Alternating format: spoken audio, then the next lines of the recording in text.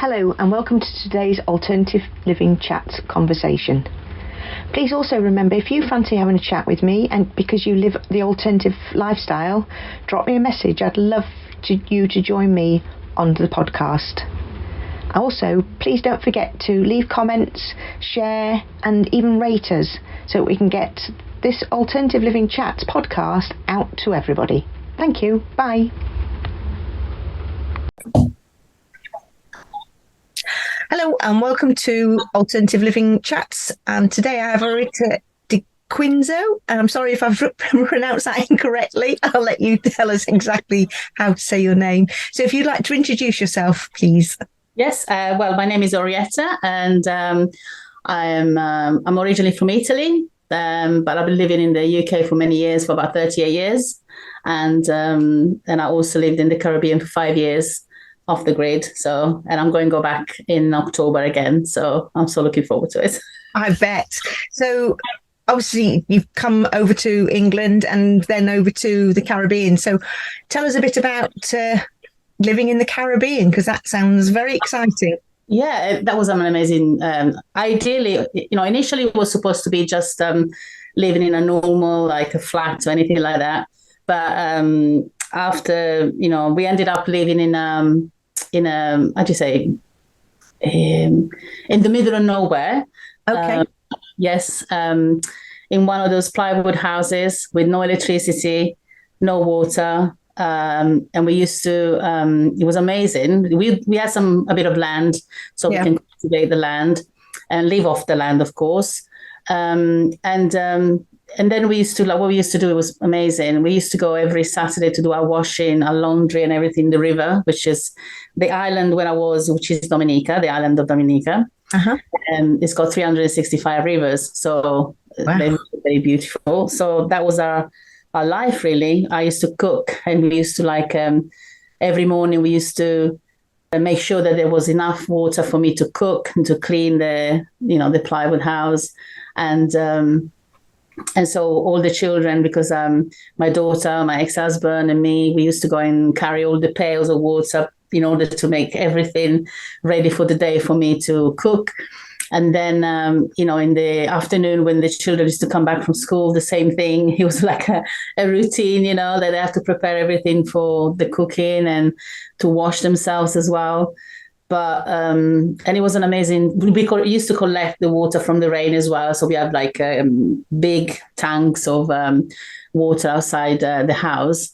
But mainly, it was like what we used to do in the afternoon, in the weekends. We used to, park the cars with all the laundry and stuff, and I'll be sitting for hours in the river in a stone, and I used to call it my laundry room because all the children were playing around me, and I was sitting there, doing the washing, and I think that was the best time of my life. And that's why now I want to, after I've lived about 18 years back in UK, mm-hmm. that's I really enjoyed it, and it was just the way I wanted to live, so easy. No stress, now I thinking, I want to end up my days like this because that's the best time of my life, Yeah. So, but yeah, that was what I used to do. That sounds amazing. And so how did you cope with electricity? Did you have any power or? No, we didn't have any power. So we didn't have any power for the first year. Mm-hmm. So what we used to do also in Dominica, I was in the Caribbean, it gets late, it gets dark very, very quickly in the evening, at 6 o'clock, it's all dark. So we used to have candles and, the lantern, the old-fashioned lantern with the oil and stuff. And the thing is, for the children, because obviously while I was there, I fostered twins as well. It was an amazing time because there was no distraction. We used to do a lot of games, and we used to sing a lot. It was a more they would not be sitting in front of the television because there was no electricity. And so we had the radio. We used to have a big stereo, because that was in 2002. So we used to have a big stereo, mm-hmm. and with batteries. So in the evening we would listen to music, and the children would dance and things like that. And it was such an amazing time because there was really family time. Yeah. Something I think now with children that are in front of the television all day or iPad and everything. And in fact, my daughter, she's now 27, and she used to be 7 when we went there. So she really had the 5 years there. It was an amazing time for her. She grew up. She grew like very mature, but she experienced so many things, like even just preparing all day for the water, carrying the water and things. It was like everybody used to do it. It's not just the grown-ups, you know, the children used to do it, playing outside, you know, in the garden, in the river. That was the nature is so beautiful, and the children experience it all. And I think that was the best time for them as well, you know. Yeah, it sounds amazing. And I can understand what you're saying about regards to technology and everything, because at the moment we get an overload, don't we? And so trying to switch off from everything, it's just a simple way of doing it. And and what does your daughter say to you? How did she adapt when she came back then to? To be fair, let's say the first 6 months, it was tough for both of us because, you know, I went to live there from London. So I used to live in central London.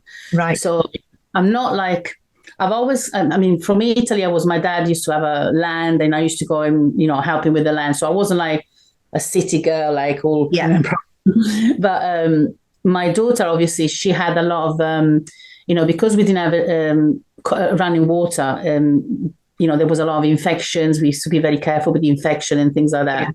Yeah. So the first 6 months was quite hard for both of us to adjust, only to the climate, but also to the infection and the water, not having the water like whenever we wanted, like electricity.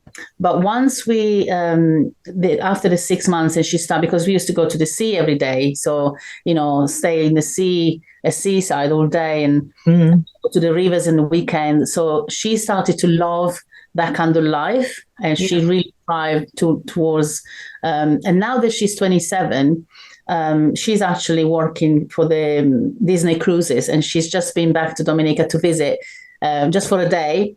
And she said, I can't believe I'm back here. And she said, I'm so overwhelmed that I used to live here as a child, you know. And she said, it's like my second home, but third home, because she's half English, half Italian. And now, you know, she's got a little bit as well. So, but she really loved it. And I think it made her very mature as well, very strong as a girl. When she came back to England, she was 10.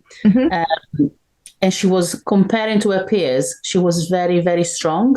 Like as a young little girl, she was very strong, and she grew up like that. She's always been very mature for her age. I think that experience over there, and even just living that kind of life, made her appreciate all the things that if we didn't have something, you know, things happen in our lives in the past, in the future.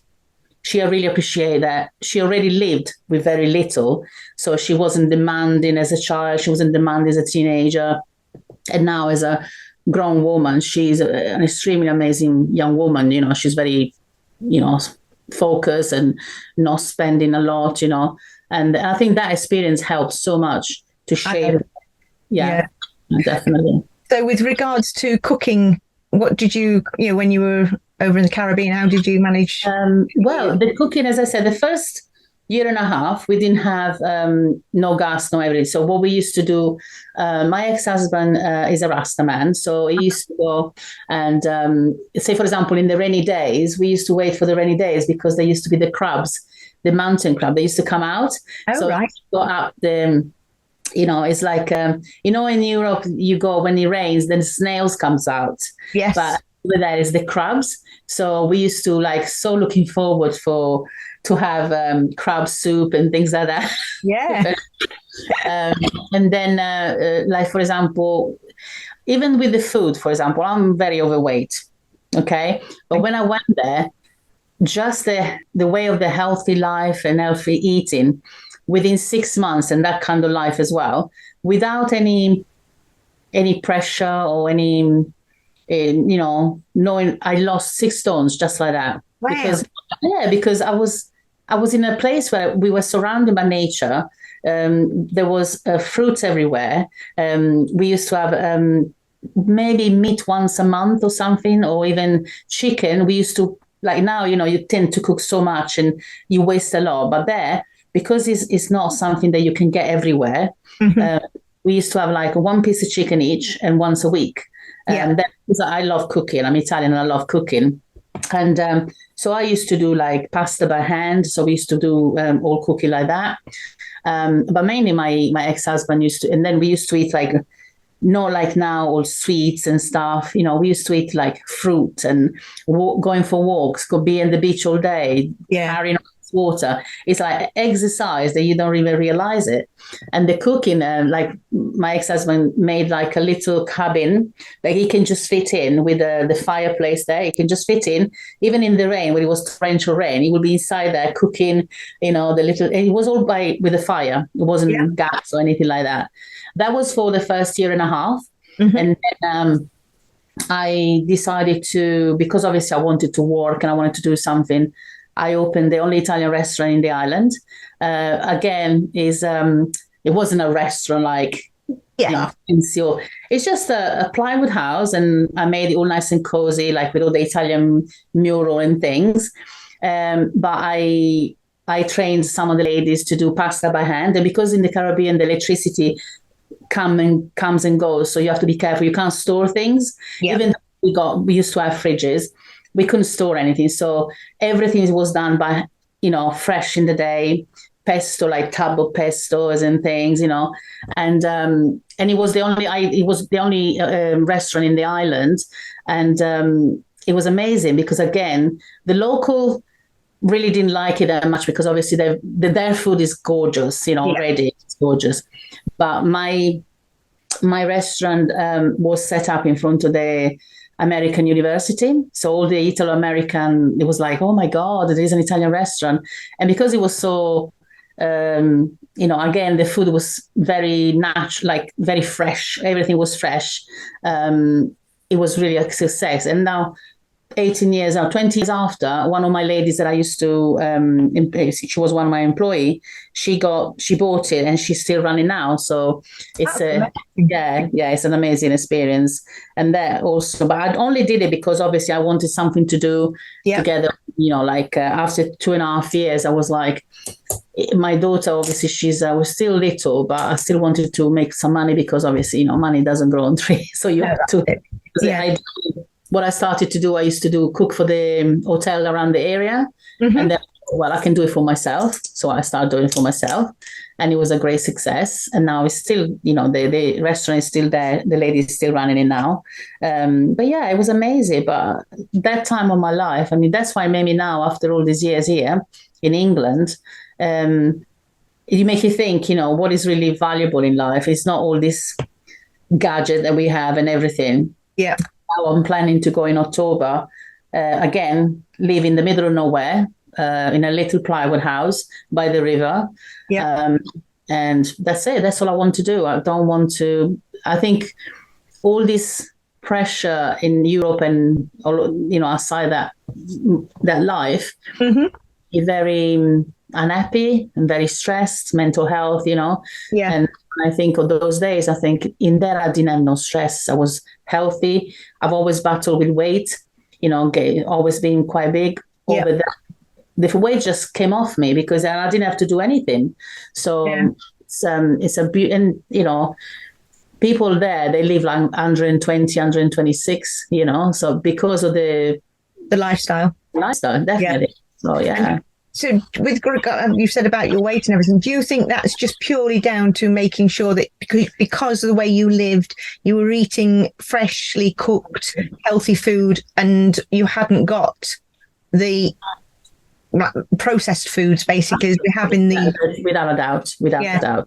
Yeah. Because, here is,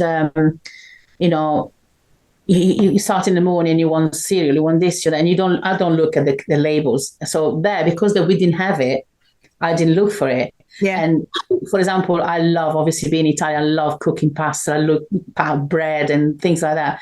But because the things were limited, and we had to do with that. And so there was only healthy choices. So you can't go and, occasionally we went, if we went down to town, we have a bit of a sweet ice cream. It wasn't something that you need to make yourself stop eating it. It was just a luxury sometimes, you know. Yeah. And even my mental health, because obviously I've got ADHD as well. So I just recently found out that I've got ADHD. So now in those days, I know that I didn't have any burnt out. I was really relaxed and I was functioning really well because of it was a holistic, how do you say, the atmosphere was good. I was relaxed. There was no pressure. And also the food especially was really, really good. That's good. You don't, you then get all this processed food and all these, things that you don't know what you put in your mouth nowadays. So yeah, no, I can understand that. That's really, really good, and especially with your mental health side of things as well. Because I suppose you'll have still had pressure, but it'll have been a different type of pressure, I suppose, when you were over there because of the way you were living and everything. Yes. I mean, what would you say was the toughest times while you were out there? The toughest time, well, obviously, because after a while, money-wise, I wasn't able to work to get a job. And although that life is not expensive, because if you think about it, you don't have to buy that much because we don't have to pay the bills. And, I built a house and we had everything. But still, I think the toughest time for me was maybe, I don't know, with my daughter, she started to miss her family, and that's the only thing. It wasn't like the actual lifestyle, It was maybe because she was too little and she wanted to miss her family in England, and that was the only one. Because even now that she's traveling the world with the cruise ship, she's she's saying, "Mom, I want to go back. I want to go back. If I stop working here, I'm going to definitely go back and live on the islands because, that's the best." And it's funny because now I've got friends who used to live with me that way, but like in a nice town and they live in another island. When I tell them that I want to go back there and live the same life that I used to live 20 years ago, they laugh at me because they say to me, "Come on, Orietta, why? It's okay. But we don't live like that anymore." I said, "But that's for me that's the best life, Now what I need really to live is the internet. That's all." Yeah. And so what do you think will be different when you go back out there in October? What are you thinking is going to be your major differences to how it was before you went? Well, I hope it's not going to be that different, but I think, because it's nearly 20 years after, and not many people live like that anymore. There are quite a few in the islands to live like that still, but everybody wants to be like, they want to live like like Americans, like England. That's why when I was there, I used to say to them, "Look, you are very happy here. You don't know what treasure you got here. Why in fact, that's the reason why me and my ex-husband will start fighting and the marriage break up, because I kept saying to him, why do we have to go back to England? Why do we have to, here with very little, we can live. We have our own little house. We have a little business. We can not, because, it's like the life is very laid back. So you didn't have to open a business every day, like 8:00 and so now everybody wants to come in Europe or America. And I think it's so wrong. And I kept saying to all my friends and stuff, why do you don't know how lucky you are that this life here is so precious? Because when you go into this country, like our big countries here, you get, first of all, in the food, you get all these diseases and everything, but also the mental health, you can't cope. In fact, my ex-husband couldn't cope in England because it was too much. Oh my God, yes. He just couldn't cope. Then he realized after 10 years of being in this country that it was a big mistake because he had everything over there. He had land, he could do everything. And I keep telling people, there are people here, well-educated people that will do anything to live the life that we used to live. Yeah. And they don't believe it. Then some of them, they say, no, absolutely, we want all the bling, all the this and that. And I'm thinking, you don't know how wrong you are, because I've never been rich. I've never been like, I say, oh my God, I'm so rich. But, I always worked full time and always, went to college, university and all that. And it's tough in here. It's very tough. There is like you got the sunshine every day. Yes, you got some problem, but if you got that little bit to carry on, you just live life without no problems. And it's very hard. Some people don't understand that. But yeah, I can't wait to go back. It sounds idyllic. And so when you go back, have you got a house to go to, or are you having to start afresh and build? Yeah, I'm staying with friends to begin with, because the plan is that I want to go back there to explore and see if it's good for me to be there permanently. So so I want to try it, because that's something that has been there for 20 years now.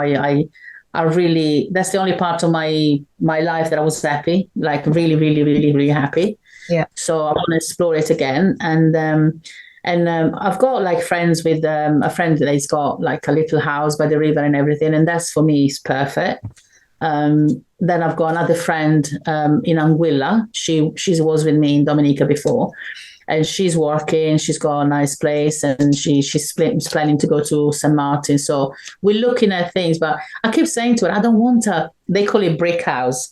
Yeah. And I said, I don't want a brick house. I want a plywood house. And she laughs at me. She said, Orietta, when the hurricane comes, the plywood house will go with you. I said, I don't want a brick house, Yeah. So that's what I'm doing in October. I'm just going to go there, because this is the first time really that my daughter just left home, let's say, to go and work last October. So I spent some time in the Isle of Wight, and then now I came back to where in Luton. So I want to go there to just check it out, see if it's feasible, for me as well, to work online and things like that. And if it's doable, I'm done. I'm gone. I don't blame you at all. So when you were there 20 years, you say food. Did 2002, yeah. So did you grow all your own vegetables, or? Yes.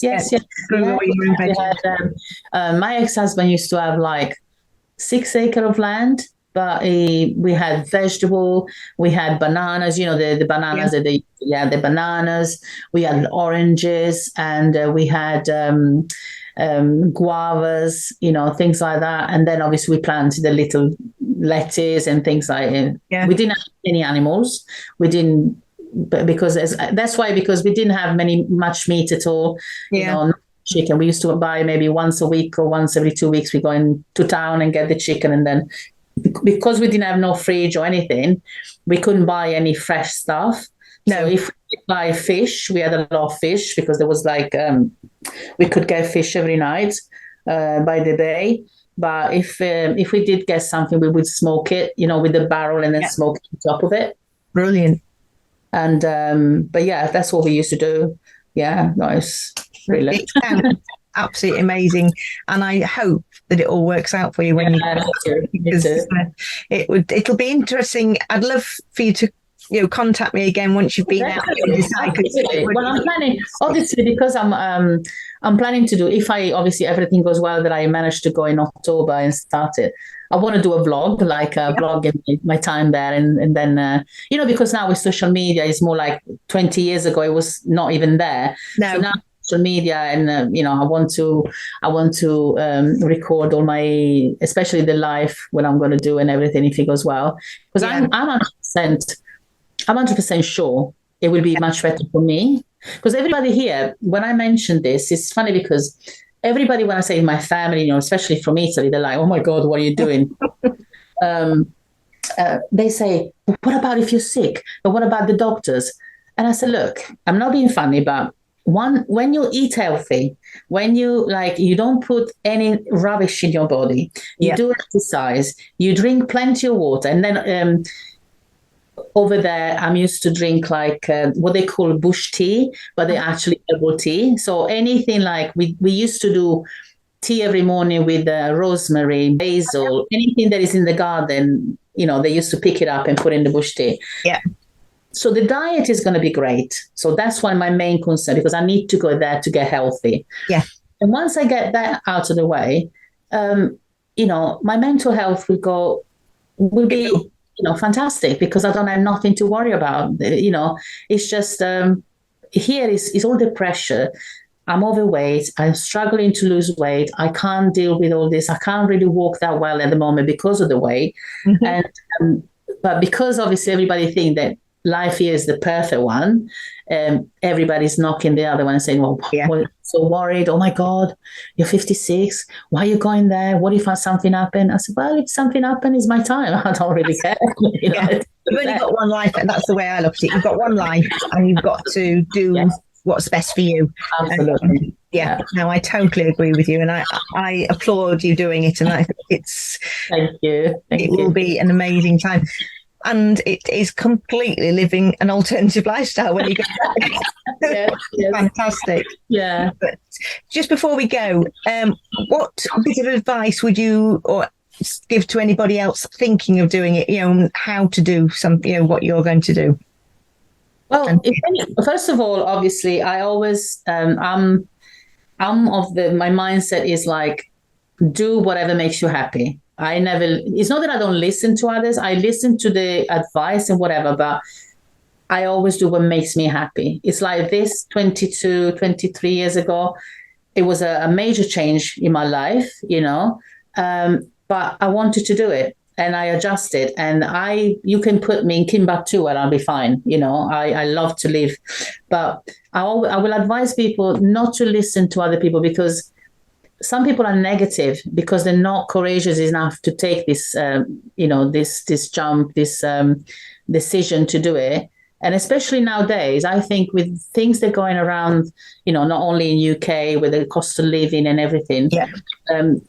People that, like me, suffer with mental health, they will be struggling. And if they could do that, like living somewhere cheaper, your mental health will be so much easier, so much better. Yeah. And I don't understand why people have to, criticize people's choices. And I'm trying to make my life better. I'm not trying to make my life worse. I'm thinking of all the, scenario and things. Yeah. But as far as, it's just because, a lot of people let other,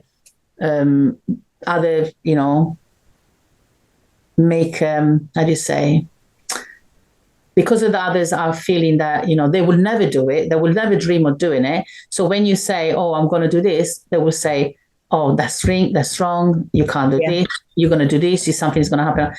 And I will say to everybody, just do it. Yeah. Do whatever makes you happy. As I said before, we only have one life. We are very, very limited time in this earth. And I I want to live my life the way I want it. Whether it's going to be one day over there, 1 week, or another 20 years, but I need to do it. And then if you don't try things, you don't know. You don't know, because you always wonder. And never listen to other people's advice. It's even if somebody's done it and doesn't succeed or is not happy, you have to try yourself, because we are not the same. Something you might don't feel that is good for you and it's not successful for you might be the best thing for me. So anybody that wants to do it, just do it. And whatever it is, living on a boat, living, in another island, living in, totally off grid. Yeah. I applaud everybody that does it, because, you take control of your life, your happiness, and that's the best thing too. When even for the children, if they have children, I think my child, when she came back to UK, she was 10. Comparing to her, for example, her cousins and her peers at school, she was so different. Yeah, I can imagine. So mature and so, how do you say, appreciative of everything she had. Yes. Like, it wasn't even then when she was 10, she wouldn't say, "Mommy, I want this. Mommy, I want that." She would say, "Oh, can we afford it? Oh, don't worry, Mommy, it's okay." And this kind of things is also good for the children to, appreciate what they got, because nowadays youngsters, they sometimes they don't appreciate it. But I would say to everybody, just do it. Just do it. You have one life.